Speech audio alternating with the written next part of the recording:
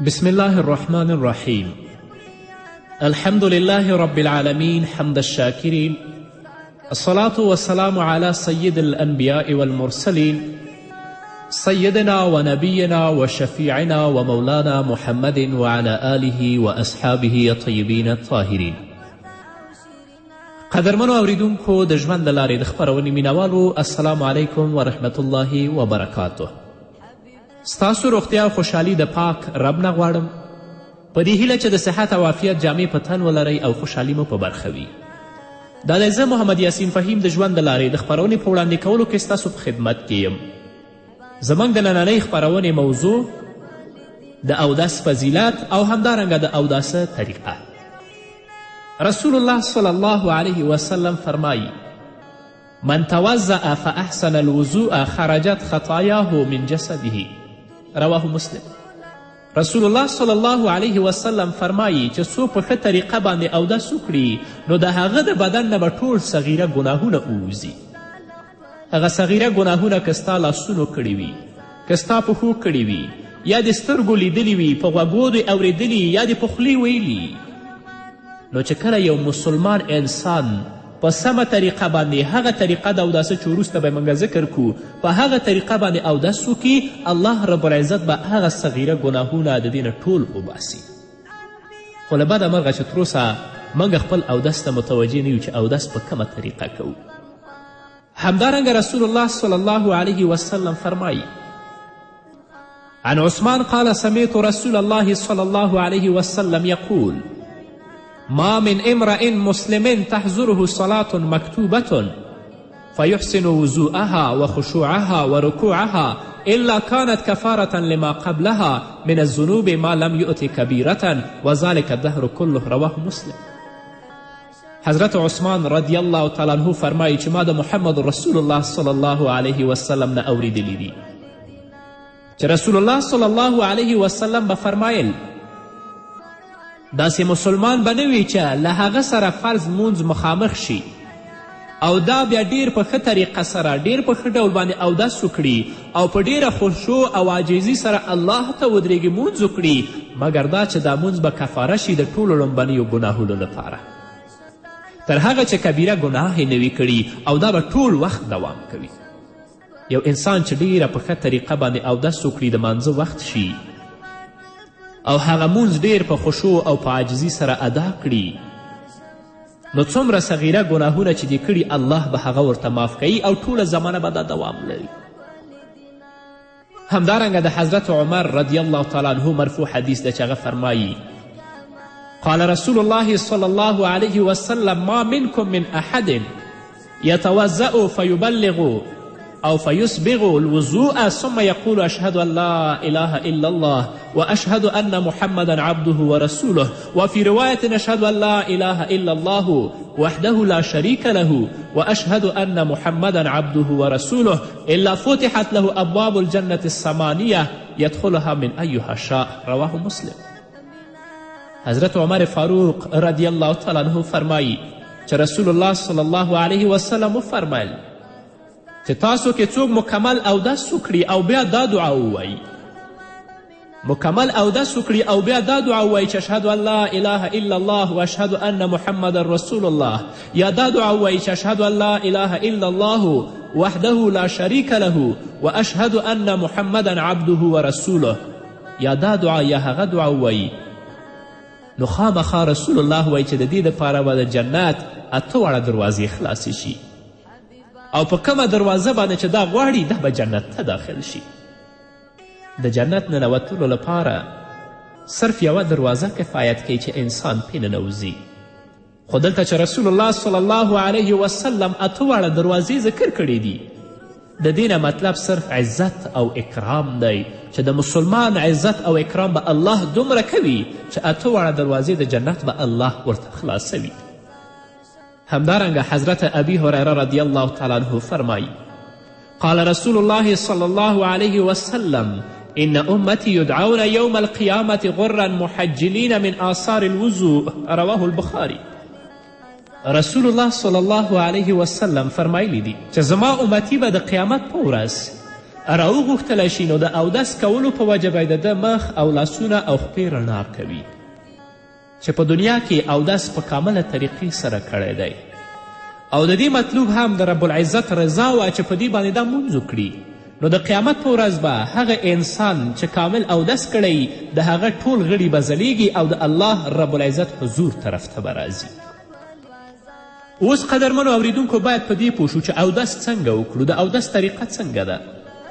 د اودس طریقه دا ده چې هغه د اودس نیت وکړي، ځکه رسول الله صلی الله علیه وسلم فرمایلی دي انما الاعمال بالنیات، په خپل زړه کې به نیت د طهارت او د پاکی کوي او دې پسې به د اودس پسې به متصل چې کله اودس کوي د اودس په ابتدا کې به بسم الله الرحمن الرحیم وایي، ځکه حضرت ابي هریره رضی الله تعالی عنه فرمایي چې رسول الله صلی الله علیه وسلم ما ته وفرمیل یا ابا هریرته اذا توضأت فقل بسم الله والحمد لله. ای ابي هریره چې کله ته اودس کوې نو بسم الله او الحمدلله ته ووایه او غوره خبره دا ده چې پوره بسم الله الرحمن الرحیم د اودس په ابتدا کې ولوستل شي. نو چې کله د اودس اراده کوي په زړه کې د نیت د پاکي وکړي. دویم د اودس په شروع او د اودس په ابتدا کې د بسم الله الرحمن الرحیم ووایي او د دې نه د وروسته خپل لاسونه تر بندونو پورې 3 ځلې ووینځي، د خپل لاسونه د تر مړوندونو پورې 3 ځلې ووینځي. څلورم دا چې خپله خوله به 3 ځلې ووینځي چې دا د اوداسه په سنتو کې ټول راځي. د خپله خوله دې همدارنګه 3 ځلې ووینځي او مسواک دې هم په خولې کې وهي. که مسواک نه وي نو خوله دې د شهادت د ګوتې په وسیله باندې پاکه کړي او که مسواک وي دا خو ډیره غوره خبره ده چې الله رب العزت به تا ته په هغه اوداسه کې چې تا مسواک کړی او بیا په هغه اوداسه باندې ته مونځ کوي، الله رب العزت به ډیر اجرونه درکوي د هغه اوداسه نه چې په هغه کې مسواک نه وي. او پنځم دا چې غرغړه به وکړي، یعنې چې کله خولې ته اوبه اچوي خولې به اوبه به ستوني ته ورسوي او په روژه کې به دا کار نه کوي. شپږم دا چې پوزه به 3 ځلې ووینځي او په چپ لاس به یې 3 ځلې پاکه کړي. اوم دا چې خپل مخ به 3 ځلې ووینځي او د وینځلو طریقه یې دا ده چې اوبه به په خپلو لاسونو راواخلي، په تندي به واچوي او مغسې به راښکته شي او خپل مخ به سلوي پرې، یعنې اوبه به له تندي له ویښتو څخه د ځنې لاندې او د یو غوږ در نرمي څخه د بل غوږ در نرمي پورې ورسیږي او هر وخت یعنی هر ځلې چې خپل مخ وینځي دا کلمه به وایي چې اشهد ان لا اله الا الله وحده لا شریک له و اشهد ان محمدا عبده و رسوله. دا کلمه به لولي. او څوک چې د ګیرې خاوند دي، ګیره لري، هغه به د خپل د مخ د وینځلو په وخت کې د ګیرې خلال هم کوي تر څو اوبه د ګیرې د هر ویښته بیخته ورسیږي. دا په هغه صورت کې چې د هغه ګیره کمه وي او که د هغه ګیره ډیره زیاته اوسیږي نو هغه لپاره صرف خلال کافي دی چې هغه خلال وکړي او ګوتې په ګیره کې تیرې کړي. دې ته ضرورت نشته ده چې هغه اوبه د خپل د ګیرې د ویښتو بیخته ورسوي. که ګیره کمه وه نو ضرور ده چې اوبه به ورسوي د ویښتو بیخته، او که ګیره زیاته وه هلته صرف خلال هغه دپاره کافي. اتم له دې نه وروسته اول ښي لاس او بیا چپ لاس تر مړوندونو پورې ووینځي. که چیرې د چا په لاس کې ګوتمۍ یا د ښځو په لاس کې بنګړي وي نو د اودس کولو په وخت کې د هغې خوځول پکار دي. یعنې مړوندونه به هم په دې کې مړوندونه مطلب دا څنګل چې په عربي کې هغه ته مرفق وایي، تر مرفقو پورې به وینځي او مرفقین به هم په اوداسه کې وینځي 3 واره. نهم له دې نه وروسته د اول د ټول سر مسحه وکړي، ورپسې د غوږونو او څټ په ترتیب سره مسحه کړي. دواړه لاسونه د پورته کړي، د خپل سر د ټول پې مسحه کړي، دواړه لاسونه د شاته بوزي او د هغې نه د په سر کې مخکې راولي، بیا د په دې دوه ګوتو باندې د خپل غوږونه مسحه کړي او وروسته د هغه د لږ اوبه راواخلي، 3 ګوتې د پې لمدې کړي او هغه د شاته په څټ باندې کیدي او دا لاسونه راکش کول په غاړې باندې، همدارنګه د لاسو راکش کول بیا په لاسو باندې، دا بدعت دی، زموږ فقها ویلي دي، دا په اوداسه کې نشته. نو څلورمه حصه په اوداسه کې د سر مسحه کول دا فرض دی او ټول سر چې ته په مسحه باندې راګیرې دا سنت دی. نو صحیح طریقه دا ده چې اول 2 لاسونه 3 ګوتې د سر د اول نه تیره کړه تر آخره پورې، د آخر نه راوله تر اوله یعنې تندي پورې، بیا په 2 ګوتو باندې د خپل غوږونه مسحه کړه، بیا د خپل 3 ګوتې لمدې کړه، ورو د خپل څټ پې مسحه کړه او داسې به نه کوې چې 2 لاسونه په خپل غاړه باندې راکش کړې او هغه بیا په خپل لاسونو باندې راکش کړې. دا فقهاو لیکلي چې دا بدعت دی، دا په اوداسه کې نشته. تل په عربي جانا تر مدني جانا نشتا په عالم کې پاک تر قریشي جانا. نو چې کله یې سر مسح که، د سر نه وروسته د خپل څټ مسح که، نو د دې نه د وروسته اول د خپله ښي پښه او بیا چپه پښه تر بجلکو پورې درې وارې ووینځي او د ګوتو ترمنځ ځایونه دې خلال کړي چې هغه وچ پاتې نشي. او چې کله اودس خلاص که، د اوداسه وروسته د دغه دعا ولولي چې اشهد ان لا اله الا الله وحده لا شریک له واشهد ان محمدا عبده ورسوله اللهم اجعلني من التوابین واجعلني من المتطهرین. زه په دې ګواهي ورکوم چې نشته د عبادت وړ خدای پرته له الله نه، او هغه الله چې هغه یو دی او شریک نه لري، او زه ګواهي ورکوم چې محمد د الله بنده او د الله رسول دی، او دا به چې الله ما له توبه کوونکو وګرځوه او له هغه چا نه مې وګرځوه چې ډیر پاکي کوي هغوی. نو دا د اوداسه نه وروسته دعا ده چې لولي به. او یوې خبرې ته باید قدرمنو اوریدونکو موږ او تاسو متوجه یو چې د اوداسه په وخت کې باید یو اندام د وینځلو په وخت کې دومره وروستوالی ونه شي چې بل اندام وچ شي. مخ دې وینځلی انتظار باسې تر څو چې لاسونه وینځې ستا مخ وچ شوی، یا یو لاس وینځې ته دونه انتظار باسې چې د هغه نه وروسته د ستا بل لاس وچ شوی، او هر اندام باید درې ځله ووینځل شي. نو که هر اندام د 3 ځلو څخه کم وینځلی شي نو ثواب یې کمیږي، او هر غړی باید د 3 ځلو نه زیات هم ونه وینځل شي، ځکه په دې کې د اوبو د اسراف ویره ده. که څوک د خپل اندامونه د 3 وارو نه زیات وینځي، په دې کې اسراف ویره ده، نو باید چې 3 ځلې نه کم ونینځي او همدارنګه د 3 ځلو نه زیات هم ونه وینځي. نو په دې هیله قدرمنو اوریدونکو چې تاسو د اودس کولو طریقه یې زده کړې وي، چې کله خپل سر مسح کړئ، د سر مسحې نه وروسته د خپل غوږونه مسح کړئ او بیا خپل څټ مسح کړئ، د خپل لاسونه به د خپل په غاړې باندې نه راکش کوئ، دا بدعت دی. رسول الله صلی الله علیه وسلم فرمایي من توضع ومسح یدیه علی عنقه آمنا من غل اليوم القیامه. چا چې اودس وکړه او په خپل لاسونو سره د خپل څټ مسح وکړه، یعنې په غاړې نه راکش کول، بس مسح یې کړه، نو د قیامت په ورځ به هغه د طوق نه محفوظ وي. په دې هیله چې تاسو د اودس طریقه زده کړي. اوس به د اوداسه فرائض، د اوداسه سنتونه، د اوداسه آداب او د اوداسه ماتونکي، یعنې چې په څه شي باندې اودس ماتیږي، د اوداسه مکروهات، دا به ټول تاسو ته په تفصیل باندې ذکر شي، په دې هیله چې ډیر په دقیقه توګه تاسو واورئ. په اوداسه کې 4 شیان فرض دي، او که د دې 4 شیانو نه یو شی هم پاتې شه، د هغه سړي اودس صحیح نه دی، اودس یې نه دی شوی. اول فرض په اوداسه کې د ټول مخ وینځل دي. در تندي نه واخله، یعنې د سر ویښتو د بیخ نه واخله تر زنې پورې، د یو غوږ نه تر بل غوږه پورې د دې مخ وینځل فرض دي. البته فرض یو وارې دي، خو 3 وارې چې موږ وینځو دا سنت. دویم، د څنګلو په شمول د لاسونو وینځل، د هر لاس وینځل تر څنګلو پورې چې څنګل پکې هم وي، یعنې هغه خپل څنګلې به هم ورسره وینځئ، دا فرض دي. دریم، د سر 4مه حصه مسحه کول. څلورم، د دواړو پښو وینځل تر بجلکو او پړکیو پورې، چې هغه به هم پکې شامل وي. که چیرې په دې 4 اندامونو کې چې هغه مخ دی، یا د لاسو وینځل دي، یا د پښو وینځل دي، یا مسه د سر ده، یعنې په دې 3 ځایونو کې په اندازه د یو ویښته هم ځای وچ پاتې شي، نو اودس یې نه کیږي.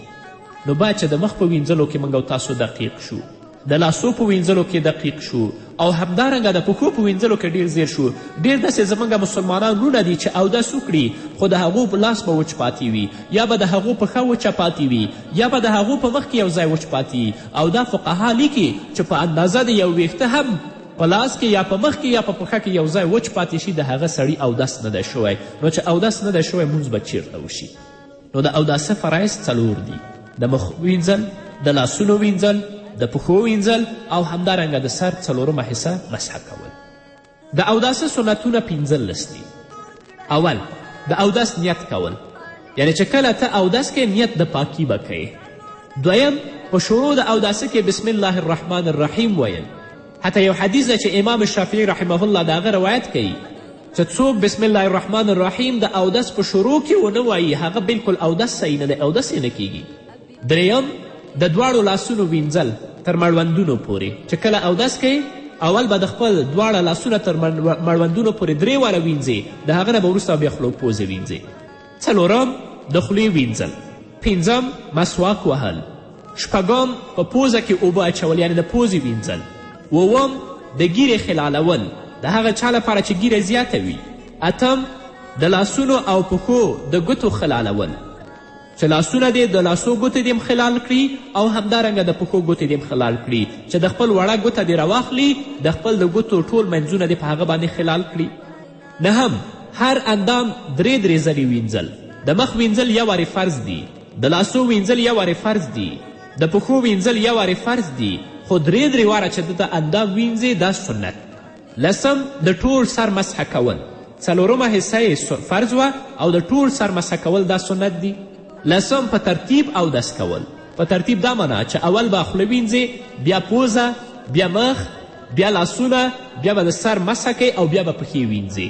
داسې نه چې اول لاسونه وینځې بیا مخ وینځې یا اول چپ لاس وینځې بیا راسته لاس وینځې. نو په ترتیب سره اودس کول دا سنت دی. 12 د دواړو غوږونو مسحه چې کله د سر مسحه وکړې نو د هغه نه به وروسته د خپل د غوږونو مسحه کوي دا سنت دی. 14 پرله پسې اندامونه وینځل چې مخ دې وینځه د هغه پسې به متصل د خپل لاسونه وینځي، چې لاسونه دې وینځل د هغه پسې به متصل د سر مسحه کوي، چې د سر مسحه دې وکړه د هغه پسې به متصل د خپلې پښې وینځي. 14 د اندامونو په وینځلو کې د ښي او چپ لورې مراعت کول، چې اول به لاسته لاس وینځي بیا چپه لاس، اول به ښي پښه وینځي بیا چپه پښه، داسې نه چې اول چپ لاس بیا راسته لاس. 15 هر اندام د وینځلو په وخت کې چې هغه اندام ښه وموښلی شي او هغه پاک شي او وچ پاتې نشي. چې کله د مخ وینځئ نو مخ به ښه وموښي، وبیسلی، خو د هغه پسې به متصل د خپل لاسونه وینځي، داسې نه چې د ستا مخ وچ شي او د هغه نه وروسته بیا د خپل لاسونه وینځي. نو قدرمنو اوریدونکو د اوداسه سنتونه 15 شول. نیت کول د طهارت، په شروع د اوداسه کې بسم الله الرحمن الرحیم ویل، د دواړو لاسونو وینځل تر مړوندونو پورې، د خولې وینځل، مسواک وهل، د پوزې وینځل، د ګیرې خلالول که زیاته وي، د لاسونو او د پښو د ګوتو خلالول، هر اندام 3 وارې وینځل، د ټول سر مسحه کول، په ترتیب سره اودس کول، د دواړو غوږونو مسحه، پرله پسې د اندامونو وینځل، د اندامونو په وینځلو کې د ښي او چپ مراعت کول، او 15 چې د هر اندام په وینځلو کې باید هغه اندام ښه وموښلی شي تر څو چې داسې نشي چې ته به هغه اندام د وینځلی هغه به وچ وي او وروسته د هغه به بل اندام وینځي. نو مسواک هم قدرمنو اوریدونکو په اوداسه کې سنت دی. د رسول الله صلی الله علیه وسلم په ویناو کې د مسواک وهلو زیات تاکید شوی دی، ځکه رسول الله صلی الله علیه وسلم به همیشه مسواک استعمالوه، خو هغه برسونه چې نن موږ او تاسو وینو د دې و استعمال هم روا دی. وهبه زحیلي په فقه اسلامي کې لیکلي که څوک اوسني برسونه هم استعمالوي په هغه باندې سنت ادا کیږي، خو لکه انسان باید ځان د مسواک سره عادت کړي تر څو د محمد رسول الله صلی الله علیه وسلم سنت ژوندي پاتې شي. د اوداسه آداب تقریبا زموږ فقهاو د اوداسه آداب 9 بیان کړي دي.